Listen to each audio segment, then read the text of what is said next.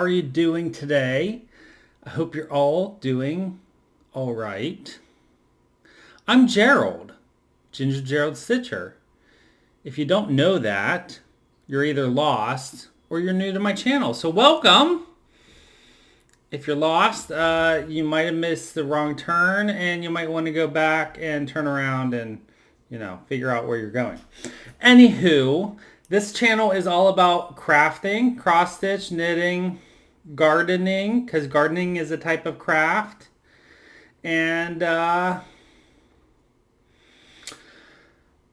we're here to talk about some crafting. So I hope you're all ready for some crafting. So it's Friday. Friday, February 26, 2021. I hope you're all having I already said that.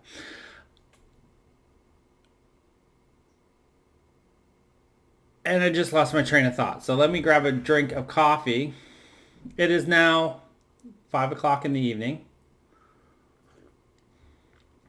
I was going to film a little bit ago, but my friend Mindy called me, so I had to delay my filming so I could talk to Mindy.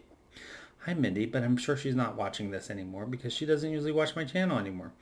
So I'm just kind of all over the place. It is Friday. I am physically and mentally drained from my first full week back in the building from work after 2 months of being at home due to COVID.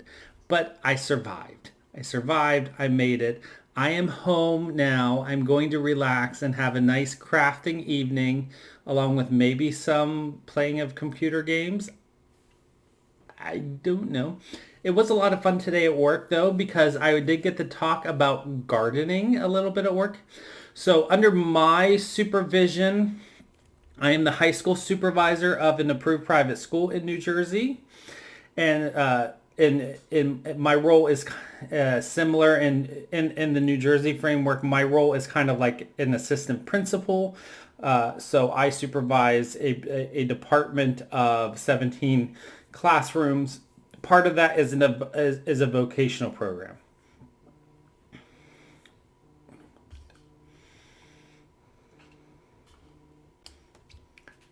That was another phone call, so I had to take that phone call.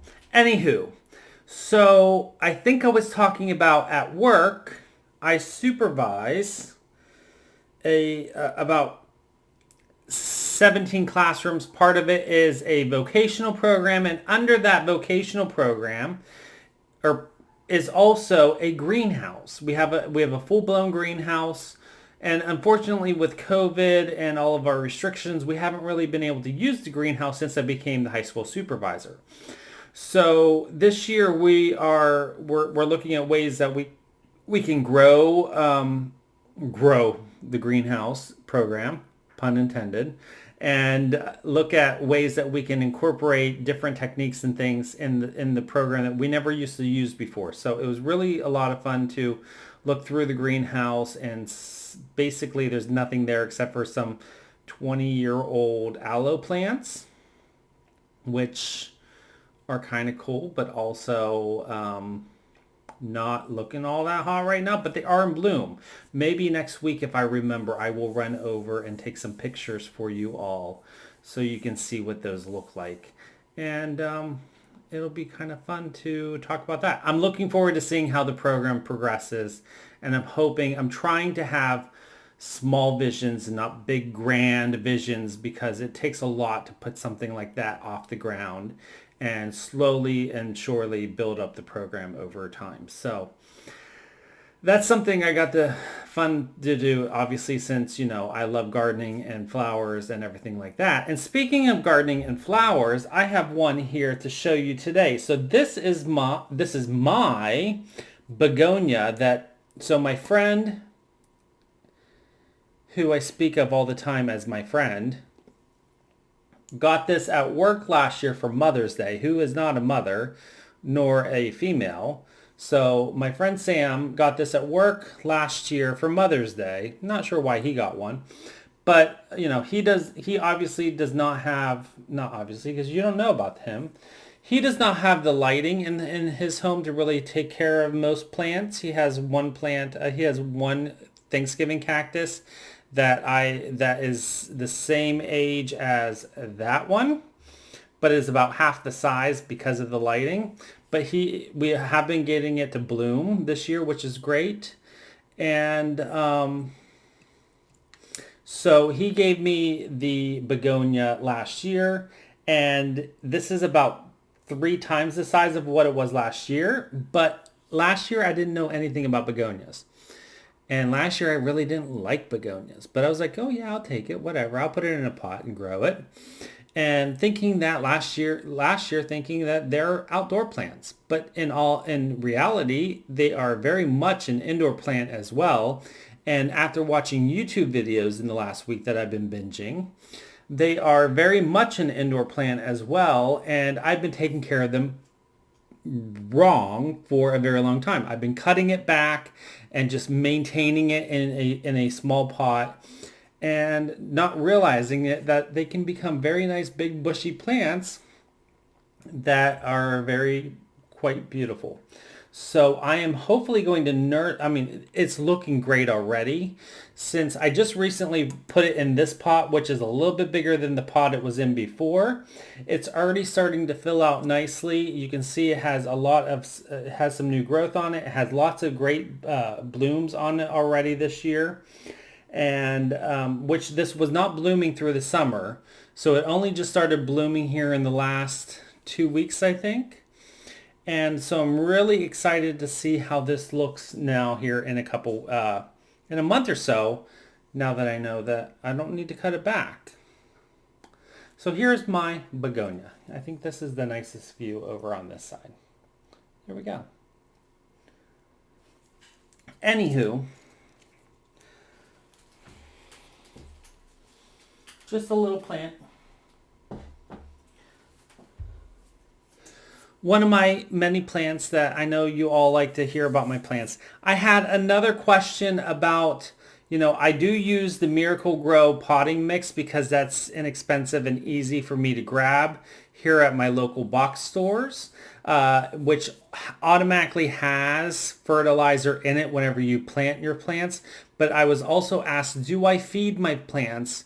And if so, what is the numbers of the mixture that I use? So I do feed my plants fertilizer, and typically I don't feed my plants during the winter months. So, you don't want to feed your plants during a period of non-growth. And for the most part here in the Northern Hemisphere, that's the winter months. So usually around October, November through the beginning of February, you don't want to plant or feed your plants because they're going into dormancy. And if you feed them, that food is going to be wasted. 2, it could stimulate growth, which could throw it into shock. Or 3, it could burn the roots. So, here I have not started feeding my plants yet fertilizer. I will probably start here in the next feeding cycle here at the beginning of March. But I have typically been using a Bonsai Pro Dynagrow. This is the one that I use. This is the fertilizer that I get for my bonsai plants, which but it does say on the bottle that you can use it for all of your potted container plants. It specifically says use with all your container plants. So this is a 795 liquid plant food. And basically you use 1/4 teaspoon per gallon of water. So, and I often dilute that even more because most indoor potted plants don't need that much food even. And I give it to them about once every month, every 2 weeks in the really strong growing period, but usually 2 to 4 weeks. And so I just mix it into the water and feed it, water the plants that way. So that is the bonsai or the plant food that I often use. Enough about plants. Let's talk about some actual fiber art crafts as I grab some coffee because it's been that kind of day.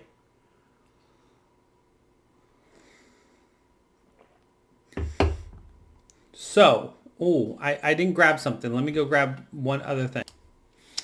Y'all, I have a finish. No, I really don't. But this is what my sock will look like when it is fully finished. And so this is the sock that I'm knitting for myself. This is the sock I call my Steeler sock. This is the Stroll Gradient, which I think is called Sunshine or something like that. But I'm 99% sure that Knit Picks does not sell this yarn anymore.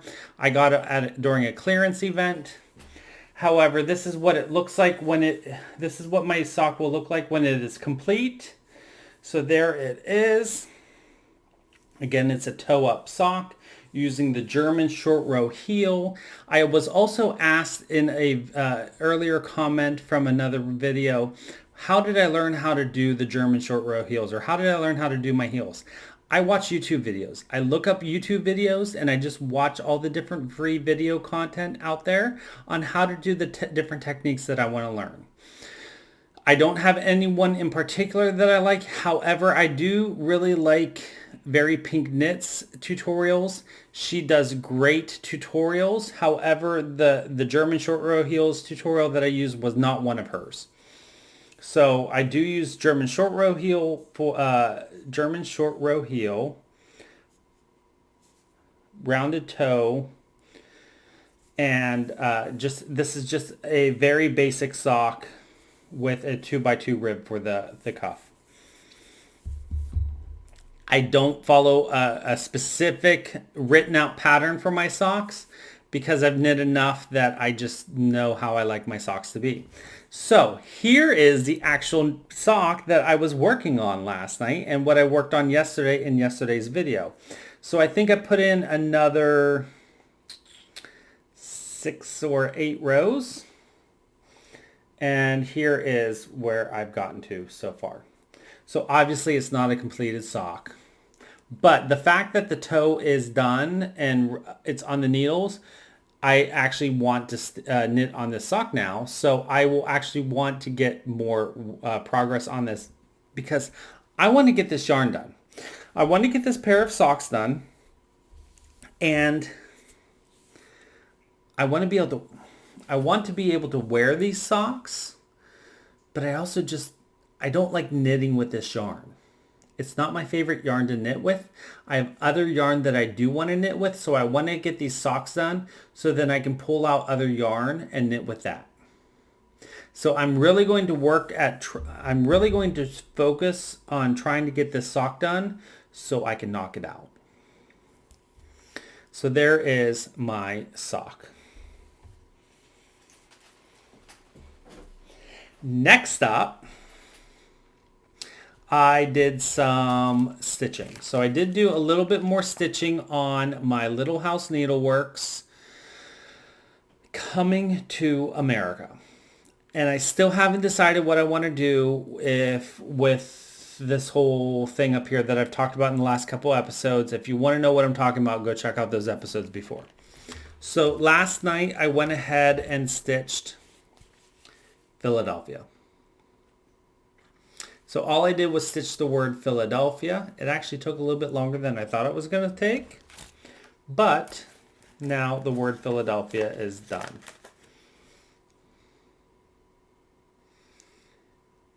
And I'm going to have to move the Q-snap to do any other stitching unless I can figure out what I want to stitch up here, which I don't know what I want to stitch up there. Why am I having... Let's do this.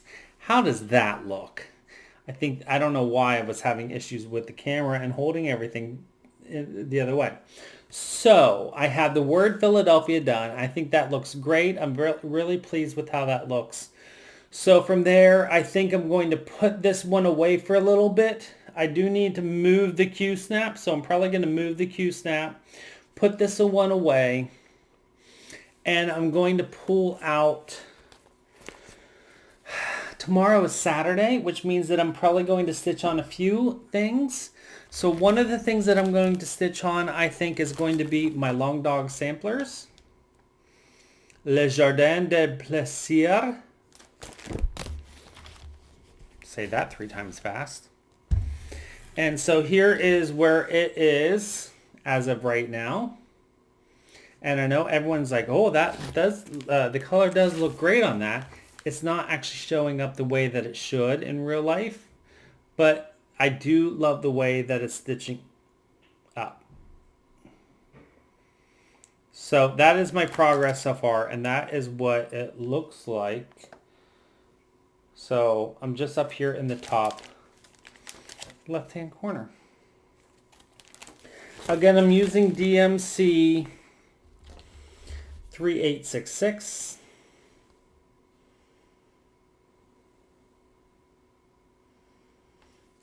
(3857) and 3777. I also think I'm going to pull out and work on my Heritage Crafts British Isles. I haven't worked on this for pretty much the entire week except the early beginning of the week. So here is where that is as of today. So I'm definitely wanting to work on this some more this week and see how much I can get knocked out on this one as well. I would really like to fill in. I think what I'm going to do is start here and just start filling in more of the page moving up forward. There is a little bit more of stuff on the Isle of Man over here that I need to work on as well. But I think what I'm going to do is just start from the bottom of the page and work my way up excuse me, and fill it in. So that is the progress so far. I've had this pulled out for a week or so, sitting on my coffee table. And I think I might want to start something. And I say that even though I want to knock out some other things so I can get ready to start the kindness gift that I received from Peggy, the mushroom and fern mandala. However, I'm really kind of wanting to stitch this. This is the Queen's Crowns from the Plum Street from Plum Street Samplers, and I think I want to stitch this on fabric similar to what I stitched the Queen's Sampler. But I'm not sure.